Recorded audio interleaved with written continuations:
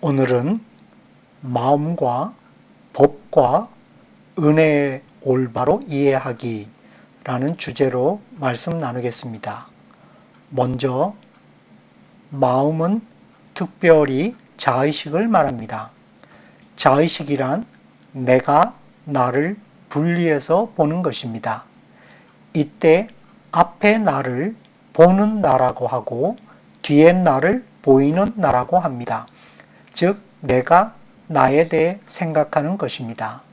여기서 보는 나는 주관적인 나를, 보이는 나는 객관적인 나를 말하는데, 주관적인 나란 이상적인 나를, 객관적인 나란 실체의 나를 가리킵니다. 따라서 둘 사이의 간격이 커질수록 번뇌의 심연도 커집니다. 왜냐하면 늘 이성적인 내가 실체의 나보다 크므로 아직 목표에 이르지 못한 현실 속의 나를 닥달해 못살게 굴거나 심지어 미워하기까지 하기 때문입니다. 당장 내가 좋아하는 것들을 못하게 채찍질하거나 달콤한 속삭임으로 나중에 더 좋은 것으로 보상해 줄 것을 약속하는 식으로 끊임없이 다그쳐 왔기에 시간이 지남에 따라 급기야 원래 내가 좋아했던 것이 무엇이었는지조차도 다 잊어버려 그냥 인생 뭐 별거 있나 다 그런 거지 라는 식으로 자포자기하기까지에 이릅니다. 그러나 이는 정작 인생이 무의미하기 때문이 아니라 내 마음대로 못하고 마구 끌려다니기만 하다 보니 지금 자기가 불행하기 때문입니다. 삶이 불행한 까닭은 두 사람의 다리가 한 짝씩 서로에게 한데 묶여 있어 같이 가야 함에도 불구하고 그렇지 못해 앞서 가려고 삐걱거리기 때문이므로 누구나 행복하려면 이상적인 나와 실제의 내가 서로 화해하고 인정해 함께 호흡을 맞춰 발맞춰 가야 합니다. 보통 자의식은 사춘기 때부터 생기기 시작하는데 평생에 걸쳐 점점 모양이 갖춰지고 또 굳어갑니다. 먼저 자의식이 생기면 내가 나를 분리해서 보게 되고 의식의 층위가 생겨나 한 단계 높은 차원에 서서 아랫 단계에 놓인 나를 볼 수 있게 되므로 이후부터 이른바 질풍노도와 같은 의식의 도약 시기를 겪게 됩니다. 이와 같이 내가 나를 분리해서 보게 되는 자의식이 생기면서부터 질풍노도와 같은 의식의 도약 시기를 겪게 되는 까닭은 앞서 말한 대로 불만 가득한 환영인 내가 현실에 비친 초라한 나를 닥달해 못살게 굴거나 심지어 미워하기까지 하기 때문입니다. 이는 오직 인간만이 가진 특징이기도 합니다. 신에게나 짐승에게는 없는 것입니다. 즉 그것들은 늘 오직 하나의 나만 있을 뿐이므로 갈등을 겪을 까닭이 없습니다. 그러나 하나님께서 인간을 창조하실 때 원숭이 같은 몸에 이성적인 영혼을 불어넣으셨기 때문에 인간만이 이와 같은 부조화 까닭에 자아가 분리된 후 실존적 고독과 자아 정체성 확립의 갈등을 겪습니다. 물론 사탄과 그를 따르는 악한 영들은 사춘기 소년 소녀나 철 덜 든 어른들처럼 자아가 분리된 것이 아니라 자고해진 나머지 권력 의지에 불타올라 불만을 표출한 것일 뿐입니다. 사춘기 소년 소녀나 철없는 어른들이 자아가 분리된 까닭은 자기가 선악간 심판의 주체로 되기 때문입니다. 즉 자기가 선악간 심판의 주체로 되다 보니 보는 내가 남들뿐만 아니라 보이는 나까지도 비판 정죄하기에 이릅니다. 그러다 보니 모든 것이 내 맘에 안 들어 불만이 가득해져 정죄를 남발하게 된 까닭입니다. 자기가 선악간 심판의 주체로 되다 보니 모든 것이 제 맘에 안 들어 불만이 가득해져 정죄를 남발하게 된 점에서 사춘기 소년 소녀나 철없는 어른들이 사탄과 그를 따르는 악한 영들, 즉 세상 신들과 같아졌습니다. 이는 단지 같은 차원에서 서로 다른 두 존재들로 분리되는 것이 아니라 양파 껍질처럼 서로 다른 두 차원들에서 각각 서로 다른 존재로 분리되는 것입니다. 예컨대 거울은 나를 서로 다른 두 차원들에서 각각 서로 다른 존재로 분리시킬 뿐만 아니라 내 자아까지도 보는 나와 보이는 나로, 또는 주관적인 나와 객관적인 나로, 또는 이상적인 나와 실제 모습인 나로 분리시킵니다. 엄밀히 말해 거울이 나를 분리시키기보다 거울은 단지 그 분리를 드러내 보인다고 말해야 옳습니다. 자, 그런데 어느 쪽이 진짜 나일까요? 혹은 이쪽 혹은 저쪽이라고 말하지만 둘 다 아닙니다. 즉 둘 다 자격이 없긴 마찬가지이므로 진짜 내가 될 수 없습니다. 왜냐하면 단지 저쪽이 이쪽을 반영할 뿐이므로 만약 이쪽이 비뚤어지면 저쪽도 비뚤어질 것이기 때문입니다. 먼저 이쪽 혹은 저쪽의 세계란 무엇을 말할까요? 이쪽은 내가 사는 현실, 거울 속 너머 저쪽은 단지 현실을 반영한 허상의 세계입니다. 인격, 즉 이성과 양심의 겉을 감싼 몸을 지닌 채 의지를 가지고 나를 변화시킬 수 있는 진짜 나는 저쪽 세계가 아닌 이쪽 세계에만 있는 나뿐입니다. 즉 단지 저쪽 세계의 나는 이쪽 세계를 매우 빠르게 광속으로 뒤따라올 뿐 지성도 감성도 의지도 없어 나를 변화시킬 수 없는 가짜인 나일 뿐입니다. 다시 말해 이쪽의 나는 늘 살아 움직이므로 새롭게 변할 가능성이 있기에 죽기 전엔 어디에도 고정시킬 수 없지만 저쪽의 나는 그 변할 가능성마저도 없이 점점 퇴락해 가므로 변화의 희망조차 아예 없습니다. 즉 변할 기회는 늘 이쪽에만 있고 저쪽에는 없습니다. 심지어 빛은 이쪽에만 비치고 저쪽에는 빛이 없습니다. 만약 이쪽에서 빛을 비춰주지 않으면 저쪽에선 빛이 없는 어둠과 허무와 죽음의 세계로 될 뿐입니다.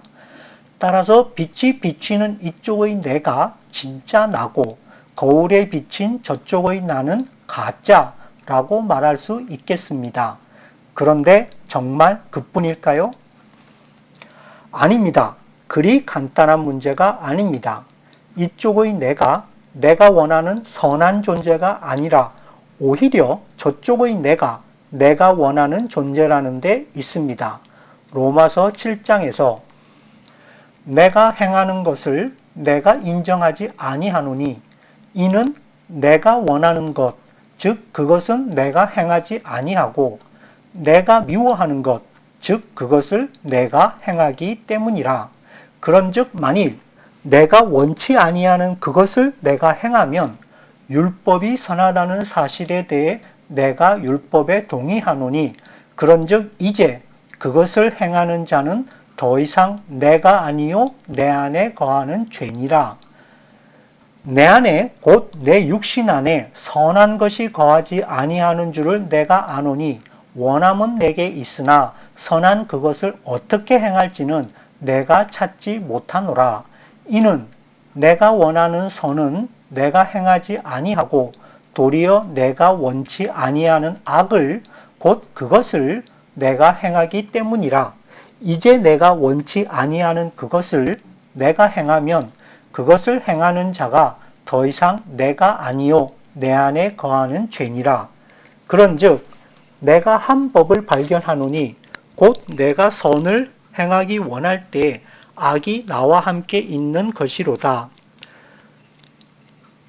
내가 속사람을 따라 하나님의 법을 즐거워하나 내 지체들 안에 다른 법이 내 생각의 법과 싸워 내 지체들 안에 있는 죄의 법에게로 나를 사로잡아 가는 것을 내가 보는도다. 오 나는 비참한 사람이로다. 이 사망의 몸에서 누가 나를 건져내랴. 예수 그리스도 우리 주를 통하여 내가 하나님께 감사하노라. 그런즉 이와 같이 내 자신이 생각으로는 하나님의 법을 섬기되 육신으로는 죄의 법을 섬기노라. 비록 거울에 비친 저쪽의 나는 가짜라고 말할 수 있고 단지 빛이 없는 어둠과 허무와 죽음의 세계로 단정 지을지라도 실제로 보는 내가 기준이 돼 자기가 선악한 심판의 주체로서 남들뿐만 아니라 보이는 나까지도 비판 정죄함으로써 주관적이고 이상적인 나인 척 주인 행세를 합니다. 즉 거울 너머의 내가 그냥 박제된 게 아니라 때로는 매섭게 나를 노려봅니다. 뿐만 아니라 이쪽의 내가 거울을 보며 저쪽의 나를 반성해 성찰할 때 저쪽의 내가 오히려 이성과 양심으로 본능에 사로잡힌 이쪽의 나를 짐짓 꾸짖어 죄책감을 불러일으키나 그런다고 해도 해결 방법이 없으므로 만약 우리가 이런 환영일 뿐인 존재에게 내 마음을 내주면 곧 휘둘리게 돼 인생이 고달파지게 될 것입니다. 사도 바울의 고백처럼 비록 이성과 양심이 본능에 사로잡힌 나를 꾸짖어 내가 더 이상 죄짓지 않도록 견제하나 단지 죄책감만 불러일으켜 지난 잘못을 후회토록 만들 뿐 과거에 사로잡혀 앞으로 나아가지 못하고 자포자기토록 만드는 족쇄로 되기도 쉬우므로 한번 붙들리면 구원은커녕 마구마구 휘둘리게 되기 십상입니다. 따라서 내 마음을 지켜 구원받기 위해선 먼저 무엇이 우리 삶의 바른 기준인지부터 찾아봐야겠습니다. 다음으로 바른 기준이 무엇인지 찾아봅시다. 한편 앞서 말한 대로 거울에 비친 이쪽 저쪽의 세계는 둘 다 바른 기준이 될 수 없습니다. 왜냐하면 비록 거울면의 면을 기준으로 좌우가 서로 바뀐 채 따로 존재하지만 거울이 이쪽을 비춰 저쪽에다 투영한 것이어서 저쪽 세계의 나도 이쪽 세계의 나를 정확히 반사하므로 분명 이쪽의 내가 저쪽을 바라보는 것일지라도 이는 상대적인지라 마치 저쪽 세계의 나 또한 이쪽 세계를 바라보는 듯이 착각하게 만들기 때문입니다. 따라서 비록 빛이 비추는 이쪽의 내가 진짜 나고 거울에 비친 저쪽의 나는 가짜라고 말할 수 있을지라도 저쪽 세계에 속한 단지 환영일 뿐인 내가 그냥 얌전히 수동적으로 있으려 하지 않고 짐짓 자기가 삶의 기준인 척, 주인인 척 가장해 현실 세계에 속한 나를 닥달해 못살게 굴거나 심지어 조종하려 들기까지 합니다. 따라서 비록 저쪽 세계에 속한 환영인 내가 이쪽 현실 세계의 나를 닥달해 못살게 굴거나 조정하려 들지라도 그렇게 되지 않도록 우리가 저쪽 세계에 무조건 끌려다녀선 안 될 까닭입니다. 예컨대 만약 내가 저쪽에 마냥 끌려다니면 끝내 달랑 빛바랜 사진 한 장으로만 남게 될 수도 있습니다. 의미 있고 행복한 새 삶을 살자면 함부로 여기저기 끌려다닐 게 아니라 바른 기준부터 찾아봐야겠습니다. 반면 거울이야말로 이쪽 저쪽 세계를 가르는 경계이자 기준이 될 수 있습니다. 만약 거울이 없으면 내 모습을 객관적으로 바라볼 수 없을 것입니다. 거울을 쳐다볼 때 이쪽 세계에 속한 내가 저쪽 세계에 투영된 나를 바라볼 수 있습니다. 즉, 이 거울을 경계로 서로 다른 두 차원들에 속한 서로 닮은 두 존재로 분리돼 존재합니다. 다시 말해 거울은 이쪽 저쪽 세계를 가르는 경계이므로 거울에 비친 내 모습은 거울면을 기준으로 이쪽 저쪽 세계로 분리된 채 각각 따로 존재합니다. 따라서 거울이 기준으로 될 수 있는 까닭은 이쪽 세계를 저쪽에다 투영해 보면 저쪽 세계에 비친 이쪽 세계가 올바른지 아닌지 객관적으로 평가할 수 있기 때문입니다. 예컨대 거울에 기준선을 그어 보십시오. 데칼코마니처럼 이 점을 바로 알 수 있을 겁니다. 이는 또한 우리 신체가 좌우 대칭 구조로 되어 있기에 한쪽으로 기울지 않고 균형이 잘 맞는지 알려줍니다. 즉 거울이 기준으로 될 수 있는 까닭은 그것이 내 모습을 공정하게 비추기 때문입니다. 물론 비춰보기 전에 먼저 거울 자체가 공정한지부터 검사해 봐야 하긴 할 것입니다. 이제 우리가 늘상 거울을 들여다보면서도 잊고 있었던 거울 그 자체의 의미를 좀 더 깊이 생각해 봅시다. 로마서 7장에서 그러면 우리가 무슨 말을 하리요? 율법이 죄냐? 결코 그럴 수 없느니라. 아니라 오히려 율법을 통하지 않고서는 내가 죄를 알지 못하였으리니 율법이 너는 탐내지 말라 하지 아니하였더라면 내가 탐욕을 알지 못하였으리라. 그러나 죄가 명령을 통해 기회를 타서 내 안에서 온갖 종류의 욕정을 이루었나니 이는 율법이 없으면 죄가 죽었기 때문이라. 전에 율법이 없을 때에는 내가 살아 있었으나 명령이 오매 죄가 되살아나고 나는 죽었도다. 생명에 이르게 하려고 정하신 명령이 사망에 이르게 하는 것인 줄 내가 알았나니 죄가 명령을 통해 기회를 타서 나를 속이고 그것으로 나를 죽였느니라.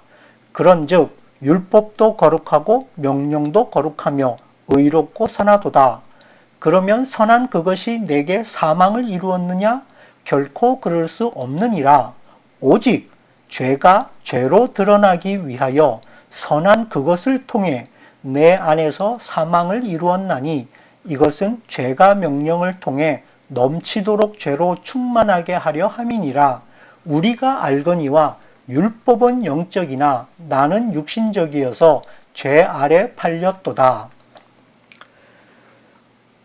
자, 먼저 율법을 거울에 비유한 까닭을 생각해 봅시다.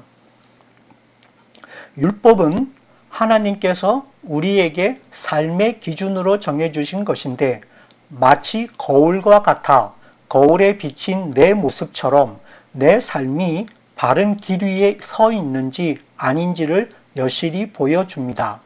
다시 말해 율법은 내 삶이 이러이러해야 한다고 정해주신 기준이므로 만약 거울에 비친 내 삶이 비뚤어져 있으면 비뚤어진 만큼 그대로 보여줄 것입니다. 그런데 율법의 목적은 거울에 비친 내 모습이 아니 내 삶이 바른 길 위에 서 있는지 아닌지를 보여줄 뿐이고 우리가 자세를 바로잡듯 우리를 교정하시는 하나님 앞으로 나아오도록 유도할 뿐입니다. 즉 율법은 동기부여할 뿐입니다. 따라서 이를 위해 먼저 우리는 내 모습을 아니 내 삶을 율법에 비춰봐 내 자세가 바른지부터 알아야겠고 그 다음은 하나님의 은혜를 구해 나아오기까지 해야 성령께서 바른 길로 인도하십니다. 예컨대 역사도 마찬가지입니다. 즉 우리가 역사를 미래를 비추는 거울이라고 부르는 까닭도 거울처럼 현재의 선택이 어떤 결과를 낳을지 그 인과관계를 미리 잘 보여줌으로써 과거를 미래에 비춰 재현하기 때문에 바르게 선택토록 지혜를 줍니다. 그러나 역사로부터 아무것도 배우지 못해 바른 지혜로 바른 선택을 하지 못하면 부끄러운 과거를 미래에도 고스란히 뒤집어서 훨씬 더 비극적으로 겪게 될 것입니다. 즉 역사라는 거울은 우리에게 알맞은 주제로 한 편의 영화를 보여주는 것 같다고나 할까요? 선택은 언제나 우리 몫입니다. 그런데 막연히 미래의 운명을 가르는 분기점인 기로에 서서 망설이는 것보다 좀 여유로울 때 각 선택에 따른 인과관계를 미리 공부해 두면 깊은 지혜를 가지고 보다 나은 선택을 하게 되리라는 것을 우리는 막상 절박한 상황에 이르고서야 절실히 깨닫곤 합니다. 그땐 잘 드러나지 않던 의도가 사건이 다 지난 다음에는 밝히 드러나듯이 막연한 미래를 과거에 비춰보면 비록 등장인물이 서로 다를지라도 숨은 의도를 미리 알 수 있습니다. 그래서 역사를 거울이라고 부릅니다. 이로써 우리는 왜 율법과 계명이 쓰인 말씀을 읽는 것이 우리에게 복된지 그 까닭도 알 수 있습니다.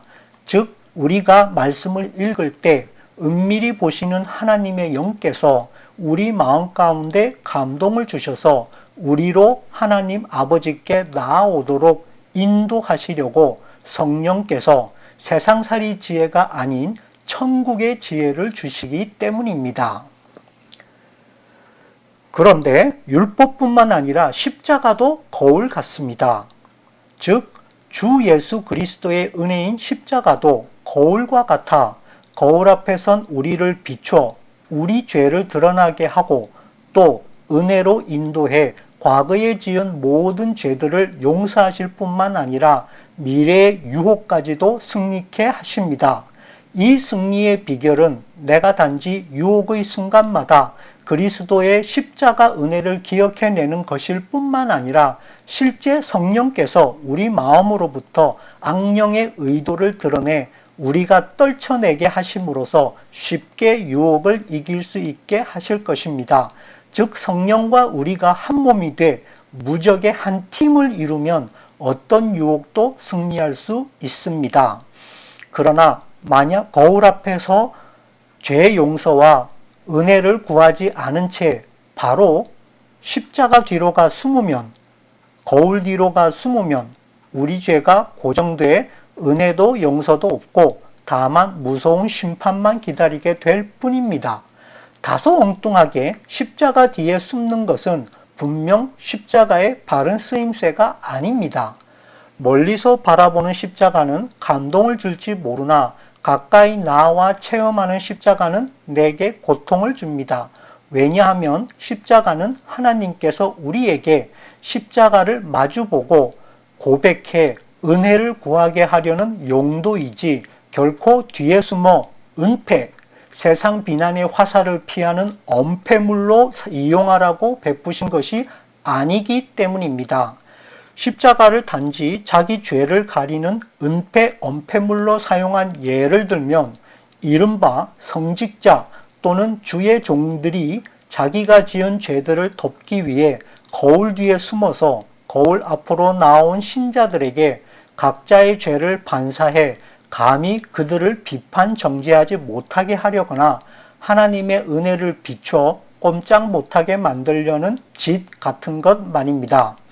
예컨대 너는 뭐 죄인이 아니냐, 우리 모두 다 죄인 또는 하나님께서 이미 나를 용서하셨다 등등 세상법에도 미치지 못하는 무법한 제준법 수준으로 고통의 순간들을 어물쩍 넘어가려는 어설픈 변명 따위 말입니다.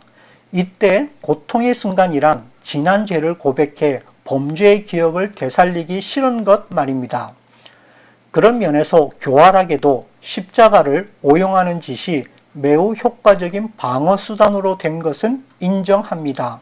그러나 우리가 이와 같은 교회 안의 위선자들을 신자형 불신자라고 부르는 까닭도 실제 그들이 제 믿음을 부인하기 때문인데 자기 불의를 가리려고 주의 종은 하나님께서 판단하신다든지 이미 다 용서하셨다라고 말하는 것은 하나님께서 곧 내리실 심판을 믿지 않거나 정의의 하나님을 아예 믿지 않기 때문이므로 즉 설마 사랑의 하나님께서 내게 벌을 내리시겠어? 라든지 사람들의 평판은 무섭지만 하나님은 안 계신데 어떻게 나를 판단하겠는가? 라고 생각했기 때문이므로 실제로 그들이 제 믿음을 부인했다고 볼 수 있습니다. 그가 성직자든 주의 종이든 십자가 은혜의 시간이 다 지난 뒤에까지 숨어 있어 봐야 곧 하늘 법정이 열리면 영화는커녕 하나님께 무서운 정죄의 심판만 받을 뿐인 한낱 미미한 존재에 지나지 않게 될 것입니다. 이런 존재임에도 불구하고 마치 자신은 이미 천국에 자리를 몽땅 다 예약해 놓은 대단한 존재인 것처럼 신자들 앞에 거들먹거려 봐야 아무 소용 없습니다. 왜냐하면 이 세상 시간은 짧고 저 세상 시간은 영원하기 때문입니다. 잠시 잠깐 후면 오실 분이 오실 텐데 어찌 그 사이를 못 참아 윗선을 부리며 제 믿음을 부인한단 말입니까?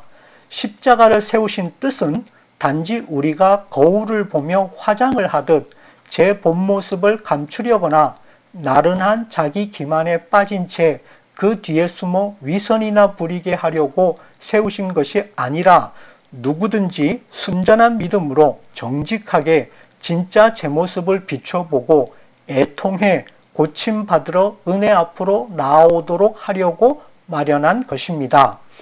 따라서 만약 거울인 말씀, 즉 나를 비추는 율법과 그리스도를 직접 대면해 그것을 기초로 그 위에 자기를 새롭게 세우려 하지 않고 고통을 피해 우회해서 멀리 돌아가려고만 하면 율법과 그리스도가 단지 걸림돌로 될 뿐입니다.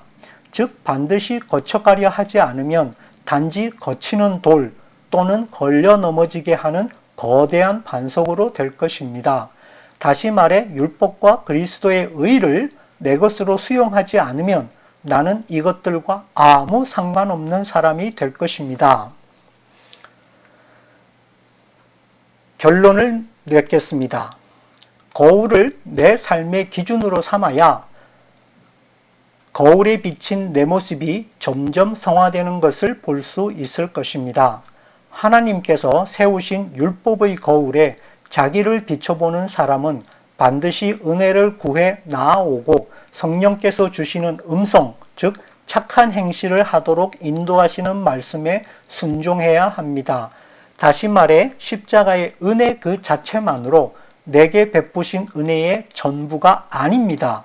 이제부터 성령께서 베푸실 은혜도 있습니다. 즉 십자가의 은혜는 우리를 구원에 이르게 하려고 마련하신 은혜의 전 과정 중 첫 단계, 즉 거울일 뿐입니다. 이때 십자가의 은혜란 이신칭의의 은혜, 즉 오직 믿음만으로 지난 죄로부터 벗어난 죄인을 이제부터 진짜 의인이 되기로 작정한 의인으로 인정해 미리 의인으로 간주, 의인 대접해 주시는 선물인 은혜를 말합니다. 따라서 이신칭의의 은혜로 의인으로 간주된 신자는 당연히 의롭게 살아 율법뿐만 아니라 제 이성과 양심에 비춰 성화돼 죄성마저도 없어진 상태로, 즉 죄책감조차도 벗어난 진짜 의인이 되어야 할 것입니다. 죄책감조차도 벗어난 진짜 거룩한 의인이 되는 것은 단지 점점 더 뻔뻔해지는 위선과는 전혀 다릅니다. 즉 거울인 말씀을 삶의 기준으로 삼아 성령께 순종해 그리스도의 의를 내게도 이뤄야 거울에 비친 내 모습이 점점 성화되는 것을 볼 수 있을 것입니다. 그러나 내 스스로의 노력으로는 결코 이룰 수 없으므로 그리스도께서 보이신 극한 사랑의 감동을 받은 내가 이제부터 죄를 멀리하고 하나님 아버지께서 기뻐하시는 진짜 의인이 될 것을 결단한 후 말씀 따라 성령님의 인도하심에 순종해 착한 행실, 즉 이웃 사랑을 몸소 실천하여 성화토록 해야 할 것입니다. 앞선 내용을 간추리면 선악과를 먹은 결과 대대로 내 마음은 자의식이 생기면서부터 내게서 또 다른 나를 분리해내 나를 객관적으로 평가하게 되나 평가 기준 역시도 자기인 까닭에 올바른 기준이 될 수 없어 내 삶이 불행해졌으므로 만약 행복해지려면 창조주 하나님께서 세우신 바른 기준인 율법, 즉 말씀을 기초로 먼저 삶의 바른 기준을 세워야 할 것입니다.